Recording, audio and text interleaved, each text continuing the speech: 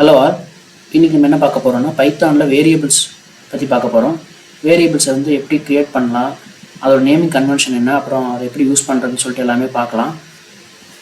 Actually வேரியபிள்ஸ்னால் என்னென்னா, அது வந்து ஒரு ரிசர்வ்டு மெமரி லொக்கேஷன். அதில் வந்து ஒரு வேல்யூவை ஸ்டோர் பண்ணலாம். இப்போ நம்ம யாரையாவது கூப்பிடோம்னா அவங்களோட நேமை சொல்லி தானே கூப்பிடுவோம். ஆனால் நேமை சொல்லி கூப்பிடுவோம், அந்த பர்சன் வந்து வருவாங்க.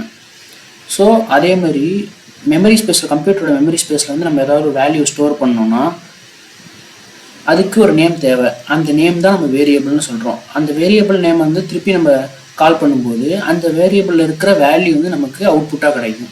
ஸோ அதான் அதோட யூஸு.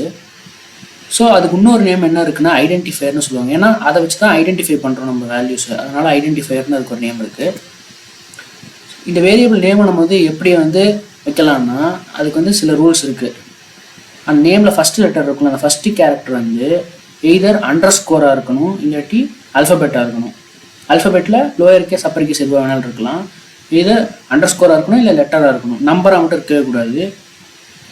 அப்புறம் மற்ற கேரக்டர்ஸ்லாம் இருக்கலாம் ஃபஸ்ட் லெட்டர் தவிர, அதெல்லாம் வந்து அண்டர்ஸ்கோராக இருக்கலாம், இல்லாட்டி அல்ஃபபெட்டாக இருக்கலாம், இல்லாட்டி நம்பர்ஸாக இருக்கலாம். நம்பர் 0 to 9 நம்பர்ஸாக இருக்கலாம்.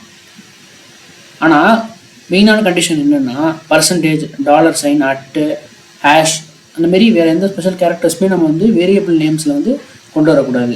அது வந்து எப்படி இருக்கணும்னா அண்டர்ஸ்கோர் மட்டும்தான் நம்ம அந்த கேரக்டர்ஸில் யூஸ் பண்ணலாம்.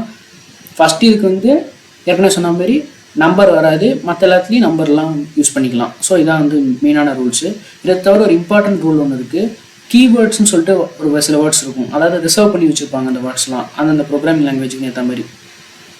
அந்த மாதிரி வேர்ட்ஸுக்கு வந்து ஏற்கனவே ஸ்பெஷல் மீனிங் கொடுத்துருப்பாங்க அவங்க. அது வேறு பர்பஸ்க்காகவே இருக்கும்.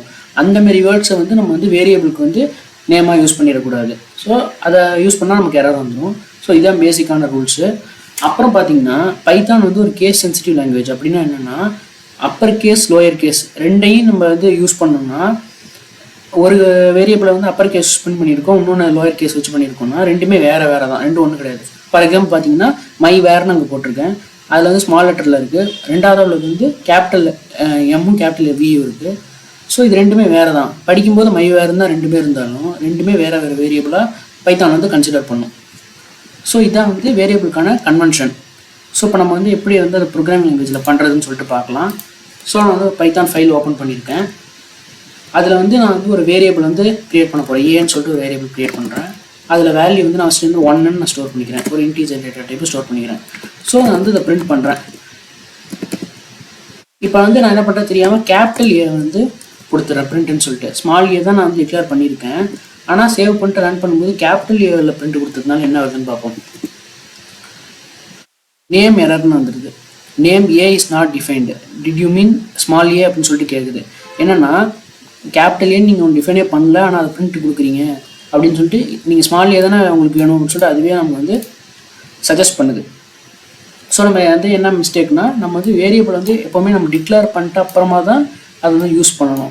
டிக்ளேர் பண்ணாமல் நம்ம யூஸ் பண்ணோன்னா நேம் எரர் வந்துடும்.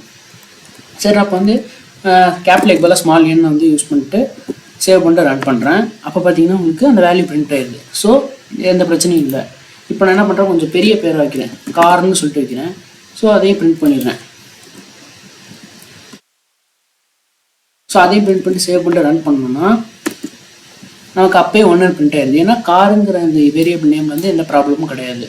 ஸோ இப்போ நான் முதல்ல என்ன பண்ணுறேன், வேறு என்னென்ன ரூல்ஸ் பார்த்தோம். ஃபஸ்ட் லெட்டர் வந்து அண்டர்ஸ்கோராக இருக்கலாம், இல்லாட்டி அல்ஃபபெட்டாக இருக்கலாம்னு பார்த்தோமா. இப்போ ஃபஸ்ட் லெட்டர் அல்ஃபபெட்டாக இருக்குது, பிரச்சனை இல்லை. சரி, அண்டர்ஸ்கோர்னு நம்ம போட்டுட்டு இந்த பிரிண்ட் ஸ்டேட்மெண்ட்லேயே வந்து அண்டர்ஸ்கோர்னு போட்டுருவோம். போட்டு இப்போ ரன் பண்ணோம்னா ஸோ அப்போ எந்த பிரச்சனையும் கிடையாது. ஆனால் ஃபஸ்ட்டு லெட்டர் வந்து நம்பராக இருக்கக்கூடாதுன்னு சொல்லியிருந்தாங்களா. நான் என்ன பண்ணுறப்ப ஃபஸ்ட் லெட்டரில் ஒரு நம்பர் போடுவோம். அதேமாரி அந்த பிரிண்ட் ஸ்டேட்மெண்ட் அந்த நம்பரை கொடுத்துட்டு சேவ் பண்ணிட்டு ரன் பண்ணோம்னா எடுத்தோடனே சின்டாக்ஸ் எரரே வந்தது. என்னென்னா இன்வேலிட் டெசிமல் லிட்ரல் அப்படின்னு சொல்லிட்டு வந்தது. ஸோ நம்ம இதுவே கொடுக்கக்கூடாது, வந்து ஏற்கனவே நம்ம பார்த்துருக்கோம் கன்வென்ஷனில் அந்தமாரி அண்டர்ஸ்கோர் அல்ஃபபெட் தான் இருக்கணும்னு சொல்லிட்டு வந்துருது. ஸோ ஒரு ரூல் நம்ம கிளியர் பண்ணிட்டோம். நடுவில் வேரியபிள் நேமில் எங்கேயா நம்பர் போட்டோன்னா அது மிஸ்டேக் கிடையாதுன்னு தான் பார்த்துருந்தோம். ஸோ அது கரெக்டாக வருதான்னு பார்த்துருவோம். இப்போ 9ங்கிற அந்த நம்பரை வந்து நான் வந்து சென்டரில் போட்டிருக்கேன். ஸோ அப்போ வந்து ஒன்றும் பிரச்சனை இல்லை, அவுட்புட் கரெக்டாக வந்துடுது. ஸோ வந்து நம்பர்ஸ் வந்து மற்ற இடத்துலாம் யூஸ் பண்ணிக்கலாம். ஸ்பெஷல் கேரக்டர் வந்து எங்கேயுமே யூஸ் பண்ணக்கூடாதுன்னு போட்டிருந்தாங்க. நான் என்ன பண்ணுறேன், பர்சன்டேஜ் சைனை வந்து உள்ளே கொடுக்குறேன். பர்சன்டேஜ் சைனை கொடுத்துட்டு இப்போ நான் சேவ் பண்ணிட்டு ரன் பண்ணேன். என்ன வருது, cannot assign to expression here. Maybe you meant, அதாவது என்ன நினச்சிக்குதுன்னா இது வந்து ஒரு எக்ஸ்பிரஷன் மாதிரி நினச்சிக்குது, கால்குலேஷன் பண்ணுறோம் பர்சன்டேஜ்னு போட்டு நினச்சிக்குது. ஸோ அது மாதிரி யூஸ் பண்ண முடியாது. இப்போ நான் வந்து இந்த பர்சன்டேஜுக்கு பதிலாக நான் என்ன பண்ணுறேன், ஹேஷ்டேக் யூஸ் பண்ணுறேன். ஹேஷ்டேக் யூஸ் பண்ணால் டேரெக்டாகவே வந்து பிரச்சனை வந்துடும். என்னென்னா கமெண்ட்னு சொல்லிட்டு வந்துடும், கமெண்ட் ஆகிடும் அந்த லைனு. அந்த லைனே வந்து ப்ரோக்ராமிங்கே வராது. ஸோ வந்து இப்போ என்ன பண்ணுறேன், வேறு வந்து என்ன யூஸ் பண்ணலாம், ஆம்பர்சன்ட் யூஸ் பண்ணலாம். அண்ட் யூஸ் பண்ணணும்னா அதை யூஸ் பண்ண முடியுதான்னு பார்ப்போம். சேவ் பண்ணிட்டு ரன் பண்ணுறேன். அப்போ என்ன பண்ணுறது, இப்போ இதையும் யூஸ் பண்ண முடியாது அப்படின்னு சொல்லிட்டு வருது. ஸோ நமக்கு வந்து வேறு எந்த ஸ்பெஷல் கேரக்டருமே யூஸ் பண்ண முடியாது, மீனிங்கே மாறிடும்.